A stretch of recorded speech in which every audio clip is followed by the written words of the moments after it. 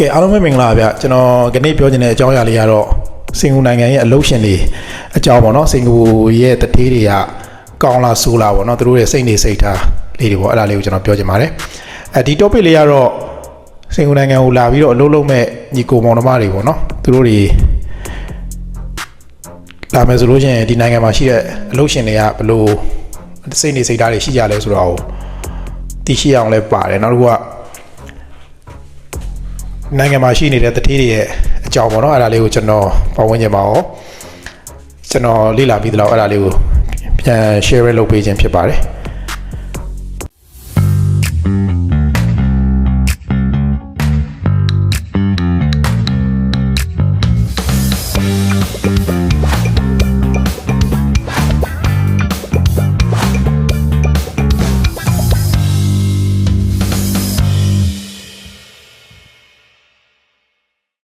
်အဲ့တော့ဒီနိုင်ငံမှာကတော့စင်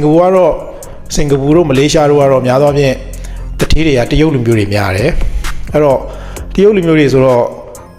သူကတရုတ်တွေကြတော့နည်းနည်းစီးပွားရေးဆန်တယ်ဗျာတွေးတာခေါ်တာတွေကအဲ့တော့အခြေခံအားဖြင့်ခင်ဗျားတို့ကျွန်တော်တို့သူတို့ဒီမှာအလုပ်လုပ်မယ်ဆိုလို့ရှိရင်ကျွန်တော်တို့ရဲ့အချိန်အပိုင်းခြားတစ်ခုပေါ့နော်အချိန်ပိုင်းခြားတစ်ခုပေါ့ကျွန်တော်တို့တွေလောက်တာကိုင်းတာအဓိကတော့အလုပ်လုပ်ဖို့ပဲဗျာအလုပ်လုပ်တယ်ခင်ဗျားတော်တယ်ဆိုလို့ရှိရင်တို့ကခင်ဗျားကိုနေရာပေးမယ်နော်နေရာပေးမယ်အဲ့အချိန်အပိုင်းခြားတစ်ခုပေါ့အချိန်ပိုင်းခြားခင်ဗျားရဲ့အသက်အရွယ်ပေါ့နော်ခင်ဗျားလုံနိုင်တယ်ကိုင်းနိုင်တယ်ခင်ဗျား energy တွေရှိနေတယ်ခင်ဗျားအရေးချင်းရှိနေတယ်ဆိုလို့ရှိရင်ခင်ဗျားကိုတို့ကသဘောကျတယ်ခင်ဗျားကိုလည်းတို့ကလုံးဝ appreciate လုပ်မယ်နော်ခင်ဗျားကိုနေရာလုံးဝပေးတယ်အကယ်၍ခင်ဗျားအသက်အရွယ်တစ်ခုရလာမယ်ခင်ဗျားကလည်းအရင်လိုမျိုးလုံးဝအရင်မလုံနိုင်တော့တဲ့အချိန်မျိုးဆိုလို့ရှိရင်လည်းသူတို့ကတိတ်ပြီးတော့ခင်ဗျားကိုစိတ်မဝင်စားတော့ဘူးဗျာဘာလို့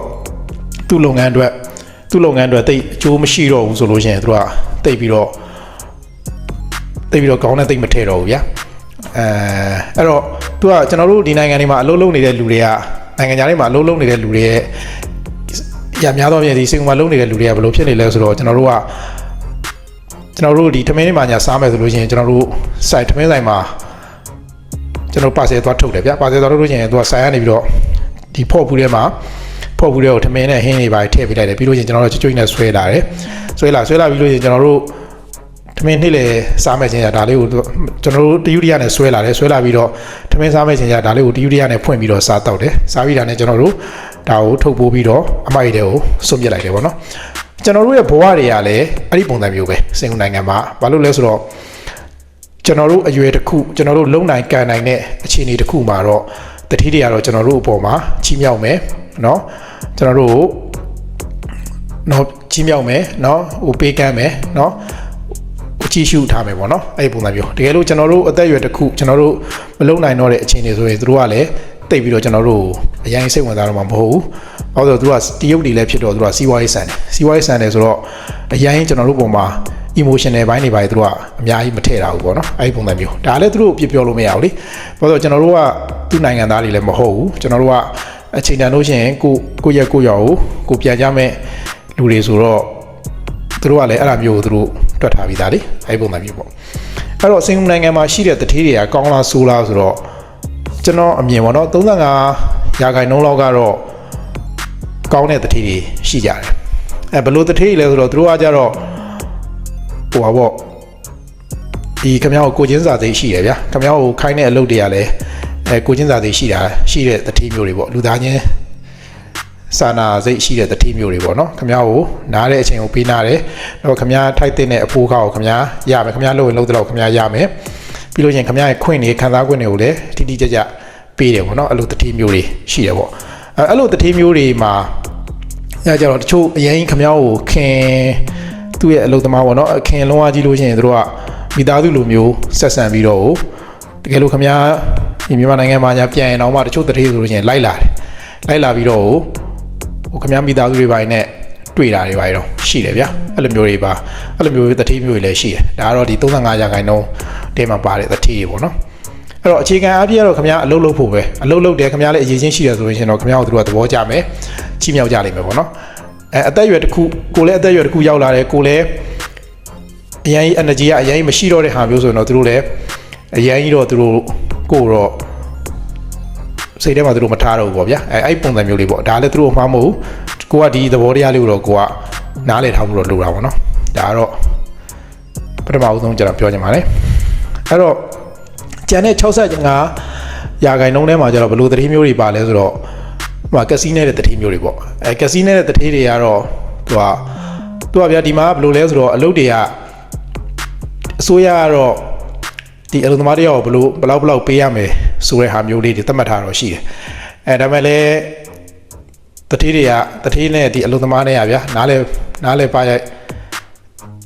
ပုံစံမျိုးနဲ့ဆိုတော့ဘယ်လိုလုပ်လဲဆိုတော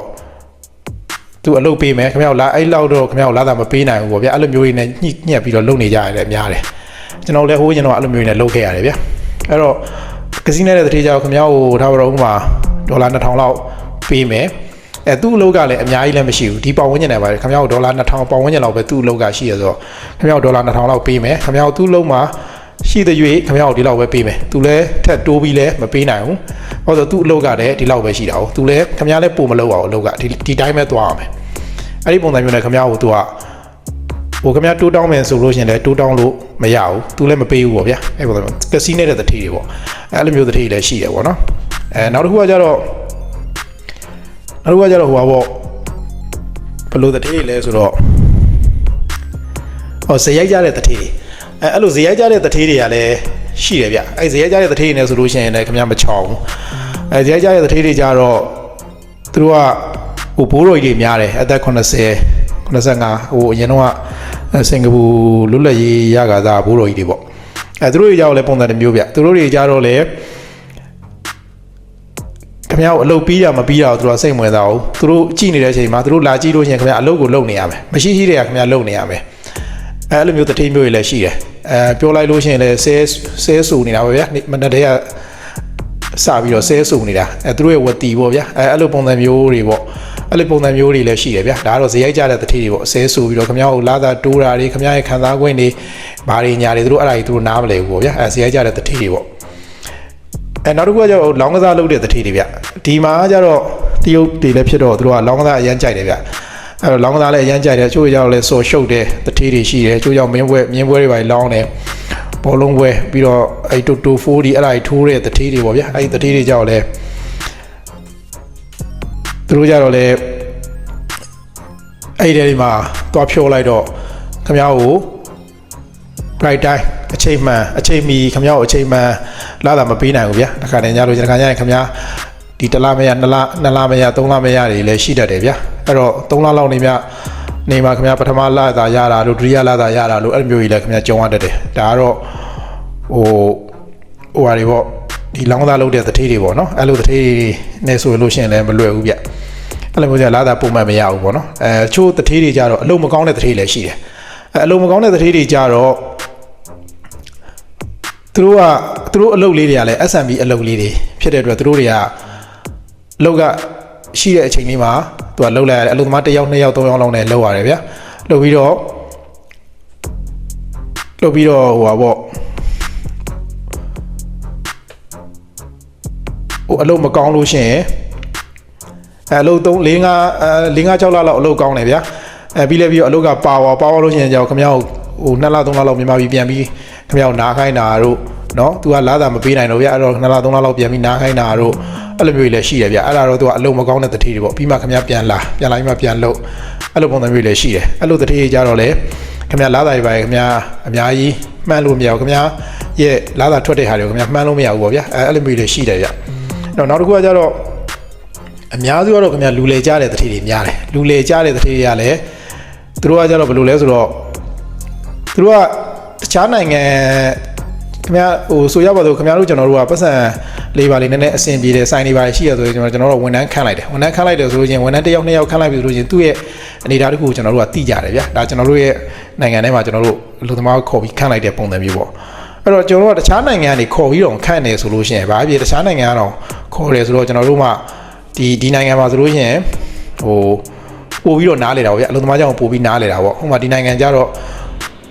ဒီဘင်္ဂလားတို့အိန္ဒိယတို့မြန်မာတို့ဖိလစ်ပင်းတို့နော်နီပေါတို့နော်တရုတ်တို့နော်စသဖြင့်ပေါ့အဲ့လိုမျိုးနိုင်ငံတွေကနေအလုပ်သမားတွေတောင်သူကခေါ်ပြီးခိုင်းကြတော့သူ့လူမျိုးအလိုက်သူ့နိုင်ငံအလိုက်အလုပ်သမားတွေရဲ့ အနေထားတွေဇယိုက်လက္ခဏာတွေသူတို့ကသိတယ်ဗျသူတို့ကအနည်းများသူတို့ကသိတယ်ပြီးတော့သူတို့တထေးချင်းသူတို့စုံတဲ့အချိန်တွေမှာလည်းသူတို့ကလည်းသူတယောက်နဲ့တယောက်သူတို့ပြန် sharing လုပ်ပြီးတော့သူတို့ကလည်းသူတို့ဒီအလုံးသမားတို့ဘလို့ဟိုလုံးသမားတို့ဘလို့ပုံစံမျိုးပေါ့နော်အဲ့ပုံစံမျိုးကြောင့်သူတို့ကလည်းသိတယ်ဗျသိတော့ဟိုပါပေါ့လူလေကြတဲ့တထေးကြတော့ခမ ्या ကိုဥပမာဆိုကြပါစို့ခမ ्या ရဲ့ဒီ energy ပေါ့နော်ခမ ्या ရဲ့ energy ကဘယ်လောက်ဆိုခမ ्या တစ်လောက်ဒေါ်လာ3000လောက်ခမ ्या ရနိုင်လောက်တဲ့ခမ ्या အရေးချင်းရှိတယ်ဆိုလို့ချင်းတချို့လူလေကြတဲ့ကြောင့်ခမ ्या ဘယ်လိုလဲဆိုတော့ခမ ्या ကိုသူက2000လောက်ကိုပဲအခြေခံလာတာပေးပြီးတော့သူတွက်ချက်လိုက်တဲ့ဟာ2500လောက်ဖြစ်သွားမယ်ဗျာ2500လောက်ဖြစ်သွားလို့ရင်ကြတော့သူကခမ ्या ရလာတာ2500ဖြစ်နေတာပေါ့ဒါပေမဲ့ခမ ्या အေးချင်းက3000ရှိတယ်ဒါပေမဲ့သူကလည်းတိတယ်အဲဒါပေမဲ့ခမ ्या ကိုသူကတွက်ချက်ပြီးတော့2500ဖြစ်နေတဲ့အတွက်ခမ ्या ကိုသူက3-500လောက်ကိုခမ ्या ကိုပို့ပေးတယ်ဗျာသူကတမင်ကသူစိတ်ဟိုခမ ्या ကိုရသေးတဲ့စိတ်နဲ့ပို့ပေးတယ်ဆိုတဲ့ပုံစံမျိုးဗျာစိုက်ကိုတစ်ခုနဲ့ခမ ्या ကိုပေးတာပေါ့အဲဒါပေမဲ့အမှန်တကယ်ကတော့ခမ ्या ရမှာ3000ရမှာခမ ्या 3000ကိုဓာတ်လိုက်မပေးပဲနဲ့အဲ့ဒီပုံစံမျိုးနဲ့ဗျာလူလေကြပြီးတော့တကယ်လို့ခမ ्या contract တွေပဲပြေလို့ခမ ्या တိုးတောင်းမယ်ဆိုရင်တော့ဗျာတိုးတောင်းဖို့မလွယ်အောင်သူကတမင်ကလှုပ်ထားတာပေါ့ဗျာမင်းကဟိုမှာလေးကငါပို့ပေးထားတယ်ဆိုတဲ့ပုံစံမျိုးတွေပေါ့အဲလူလေကြတယ်ပေါ့အဲ့လိုမျိုးတတိတွေပေါ့အဲ့လူလေကြတဲ့တတိတွေမှာလည်းဘာတွေရှိတယ်လဲဆိုတော့အလုံးသမားအချင်းချင်းကိုလည်းဟိုစကားတွေကိုမတည့်အောင်ရှောက်ပြောထားရလည်းရှိတယ်ဗျာဒီမှာဒီအလုံးသမားတွေ့လို့ရှိရင်ရအောင်မင်းဘယ်သူမှရှောက်မပြောနဲ့မင်းကငါတလောက်ပေးထားတာဘာညာတွေပေါ့ဗျာဒါပေမဲ့အကုန်လုံးကသူကအဲ့လိုပုံစံမျိုးပဲပြောထားတာအဲ့လိုမျိုးတတိတွေပေါ့ဗျာအဲ့လိုမျိုးတတိလည်းရှိတယ်နောက်တစ်ခုကကျတော့လူမိုက်ငားထားတဲ့ပုံစံမျိုးပေါ့ဗျာသူကအမှန်တကယ်တော့သူကနောက်ွယ်မှာသူ control လုပ်နေတာဒါပေမဲ့ရှေ့မှာရှိတဲ့အလုပ်သမားတွေကိုကြတော့ဒီမှာ supervisor တို့ foreman တို့ကိုကြတော့သူကမင်းဟိုလူကိုဘလို့ဟိုလိုခိုင်းလိုက်ဒီလူကိုဒီလိုခိုင်းလိုက်ဆိုတဲ့ပုံစံမျိုးနဲ့သူကခိုင်းလာတာပေါ့ဒါပေမဲ့နောက်ွယ်မှာသူပဲအကုန်လုံးကိုသူခိုင်းနေတာပေါ့ဗျာအဲ့ဒီပုံစံမျိုးတထေးတွေပေါ့လူလေကြရတဲ့တထေးတွေပေါ့နော်အဲ့ဒီပုံစံမျိုးတွေပေါ့တထေးတွေကများသောဖြင့်စင်ကာပူတထေးတွေကတော့လူလေကြတယ်ဒီအလုံသမားတွေရဲ့အကြောင်းကိုတော်တော်များများသိတယ်သူတို့ကနားလေတယ်ဗျအဲ့တော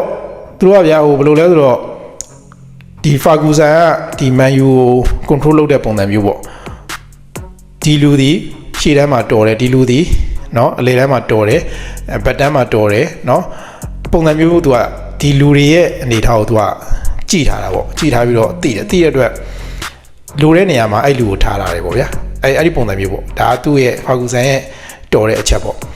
စင်ကာပူမှာရှိတဲ့တထေးတွေကလည်းအဲ့လိုမျိုးပဲသူ့ဒီမှာအလုပ်လာလုပ်တဲ့လူဆိုလို့ရှိရင်သူကစလာတယ်ဆိုတာသိတယ်ဒီကောင်ဒီဖားတက်တဲ့လူလားဒီကောင်ဒီအလုပ်ကိုချောင်ကိုတက်တဲ့လူလားဒီကောင်ဒီဘလို့လူမျိုးလားသူတို့မှအကုန်သိတယ်ဗျသူတို့ကသိတဲ့အတွက်ခင်ဗျားတို့ရှိမှာတော့သူကမသိကြအောင်ဆောင်ပြီးတော့နေမှာပေါ့ဒါပေမဲ့သူကသိတယ်သိတော့ဖားတဲ့လူဆိုလို့ရှိရင်လည်းသူကဘာလုပ်လိုက်လဲဆိုတော့သူကဟိုပါပေါ့ဟိုလူမိုက်ငားလာတဲ့ဟာမျိုးရှိတယ်ဒီကောင်ဖားတက်တယ်ဆိုတော့ဖားတက်တယ်နောက်တစ်ခုကဒီကောင်ဟိုအဲ့လိုလူမျိုးသူကဘာလုပ်လိုက်လဲဆိုတော့သူအမုန်းမခံတော့ပဲနဲ့အဲ့ဒီကောင်ပဲသူကအမုန်းခံပြီးတော့သူကထားရတယ်ဗျာထားပြီးတော့အဲ့လိုမျိုးပုံစံမျိုးနဲ့ခံထားတာပေါ့ဗျာအဲ့ဒီပုံစံမျိုးပေါ့ဒီတထေးတွေကသူကလည်းသူဗျာနိုင်ငံခြားတော်သူကအလုံသမားတယောက်ကိုခေါ်ထားတယ်ဆိုလို့ရှိရင်သူတို့မှလည်းအနေထားတစ်ခုလောက်တော့ရှိကြတယ်ဗျာသူတို့တွေကအဲ့တော့ကျွန်တော်တို့တွေကဒီနိုင်ငံမှာအလုပ်စလုပ်ပြီးဆိုလို့ရှိရင်ကိုရောက်တဲ့တထေးကောင်းလားဆိုလားတော့ခင်ဗျားကန်းနဲ့လဲဆိုင်တယ်ဗျတကယ်လို့ကိုရောက်တဲ့တထေးကဘယ်လိုပုံစံမျိုးဆိုတော့ကိုကနဲ့ကိုလေ့လာဆုံးဖြတ်ပြီးလို့ရှိရင်တော့ဖြစ်စေချင်တာတော့ဗျာဟိုဂုံတိတ်ခါရှိနဲ့ပတ်စံရှာသေးချင်တယ်ဗျာနော်ဟိုတထေးတွေကိုအဲ့လိုဖားရပြီးတော့မှတော့နေရာတနေရာရောက်ယူပြီးတော့ကိုလူမျိုးချင်းနှိပ်ကွက်တဲ့ဟာမျိုးတွေကြတော့တော်တော်မလုတ်တဲ့အလုပ်ရတွေပေါ့ဗျာနော်ကျွန်တော်တို့ကဟိုနိုင်ငံအခြေအနေတစ်ခုရဒီနိုင်ငံမှာအလုပ်လာလုပ်ပြင်မဲ့ကျွန်တော်တို့ရဲ့ဒီရှိနေတဲ့အရေးချင်းတွေကိုကျွန်တော်တို့ကသူတို့စီမှာဟို trading လုပ်တဲ့ပုံစံမျိုးပေါ့ဗျာအရေးချင်းတစ်ခုနဲ့ဖလှယ်တဲ့ပုံစံမျိုးနဲ့ကျွန်တော်တို့ကလုပ်တင်တယ်ပေါ့ဟိုဂုံတိတ်ကရှိနေပေါ့ဗျာ तू ကအလုပ်ပေးတယ်ငါရေးချင်းနဲ့ငါသူတို့စီမှာအလုပ်လုပ်တယ်အဲ့တော့ professional ဆန်ဆန်လုပ်ကြတယ်ရင်အကောင်းဆုံးပဲပေါ့ဗျာဟိုကိုနေရာရဖို့အရေးကိုတထေးကိုဖားရပြီးတော့ကိုမှရှိတယ်ကိုလူမျိုးအချင်းချင်းကိုနှိပ်ကွက်တဲ့ဟာမျိုးတွေကြတော့လုံးဝမလုပ်သင့်ဘူးပေါ့ဗျာအဲ့ဒါမျိုးတွေကတော့မကောင်းဘူးပေါ့ဗျာဒါမှအဲ့ဒါတွေကတော့တော်တော်ဆိုးရတဲ့ဟာတွေပေါ့အချို့နယ်ပယ်တွေမှာလည်းရှိကြတယ်ဗျာအဲ့ဒါမျိုးတွေကတော့အဲ့တော့အဲ့လိုမျိုးဆိုလို့ရှိရင်လည်းတထေးတွေကသိတယ်ဆိုတာဒီကောင်ဒီအဲ့လိုလုပ်တတ်တဲ့လူမျိုးဆိုအဲ့လိုလူမျိုးဆိုလို့ရှိရင်သူကနေရာပေးပြီးတော့တချို့မကောင်းတဲ့တထေးကြတော့နေရာပေးပြီးတော့နှိပ်ကွက်ခိုင်းတဲ့ဟာမျိုးတွေ ရှိတယ်ပေါ့ဗျာအဲ့မှာအဲ့တော့ဟိုစိတ်ဓာတ်ကိုတက်နိုင်ဆုံးများကိုဒီမှာသူ့ကုမ္ပဏီမှာကိုလုပ်နေခြင်းအပြင်သူ့ logo ကိုထိုက်တဲ့လောက်ကြိုးစားပြီးတယ်เนาะကိုရှိနေခြင်းအပြင်သူ့လုပ်ငန်းတိုးတက်ကြောင်းကိုအတက်နိုင်ဆုံးကိုလုပ်ပြီးတယ်เนาะအဲ့အတွက်ကိုလာတာရတယ်လာတာရပြီးတော့ကိုမိသားစုကိုเนาะကိုစောင့်ရှောက်တယ်အဲ့ဒါဆိုကောင်းတယ်ဗျာအဲ့ဒါဆိုရင်ဘာဖြစ်ကောင်းတယ်ဗျာကိုလည်းကိုသူမြင်တဲ့အမြင်ရတယ်ဟိုကောင်းတယ်ဗျာအဲ့ပါကိုလှုပ်တဲ့လှုပ်ရက်ကိုသိက္ခာရှိကိုလှုပ်တယ်ဆိုတာဒီကောင်လှုပ်တဲ့ပုံစံဒီကောင်နေတာထိုင်တာเนาะပြောတာဆိုတာဒီကောင် smart ကြတယ်เนาะဒီကောင်ဖားတဲ့ကောင်မဟုတ်ဘူးเนาะဒီကောင်သူ့အလုပ်ကိုသူတောင်းဝင်ကြအောင်လုပ်တယ်အကောင်းဆုံးဖြစ်အောင်လုပ်တယ်ငါ့ပုံမှာတောင်းဝင်ကြည့်တယ်ဆိုတဲ့ဟာမျိုးဆိုလို့ရှင်ပြီးပေါ့ဗျာအဲ့မှာအဲ့သဘောမျိုးပေါ့အဲ့ဒါလေးပြောချင်ပါတယ်အဲ့တော့စာလုံးတထေးတွေရဲ့အကြောင်းပေါ့เนาะဒါလေးရတော့เนาะအဲ့တော့ဒီ topic လေးကိုနားထောင်ကြရပြင်အကျိုးစုံတရားရရှိသွားဆိုလို့ရှိရင်ကျွန်တော်ကျင့်တတ်ပါတယ်ကဲနောက်တဲ့ topic မှာပြန်တွေ့ကြမယ်အားလုံးကျေးဇူးပါ